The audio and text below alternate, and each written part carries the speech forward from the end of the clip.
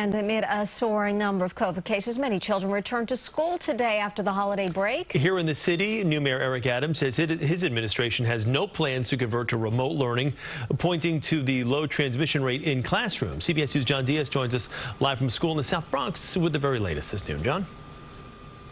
Good afternoon, Chris. Good afternoon, Mary. And Mayor Eric Adams is saying that in the beginning of the pandemic, when all schools went remote, he says that it was traumatizing, is the word he used, not just for students, but also for parents, especially those without a daycare, without babysitters, saying that it was just terrible for low-income communities. And now with science on our side, he does not want to go back to that. The usual nerves that come on the first day of the spring semester met with health worries today. Parents and guardians sending their kids back to school during another surge in COVID cases citywide. Not too good. Why? Because, I know her class, they had a couple kids in there that was tested positive. So, we're going to see. I just hope he doesn't get sick. I just pray every single day. This Bronx mother says she has no other option, and her 4-year-old isn't old enough for a COVID vaccine yet. I need to send her to school to go to work because I'm a single parent. So like most, she's hoping city schools pull through with providing more tests to keep COVID at bay. Starting today, PCR testing will double at schools. Both vaccinated and unvaccinated students will get tested, and this new plan will allow teachers and staff to get a test if they want one as well. Positive cases mean they stay home.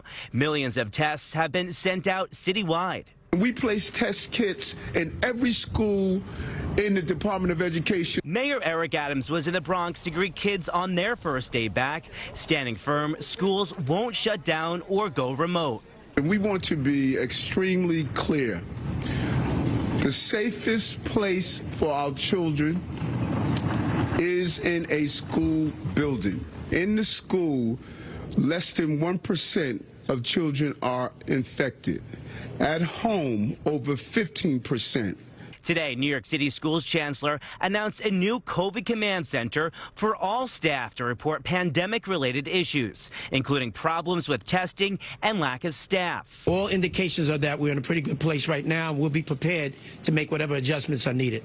But this comes as PS 58 in Carroll Gardens, Brooklyn closed today due to staffing shortages. Sources say the school did not get approval from the DOE to close, and it's now investigating. The president of the United Federation of Teachers says for the most part, things are moving more smoothly under the new administration. If we have operational closures, that means that there's not enough staff, then those things will happen. We had a lot of that happening before the break, but the more important thing here is we're all communicating with each other.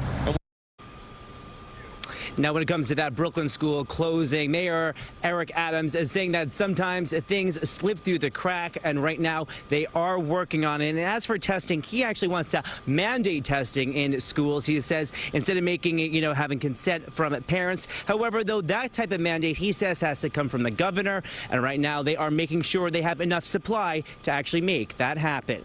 We're live this afternoon from the South Bronx. John Diaz, CBS 2 News. John, thank you.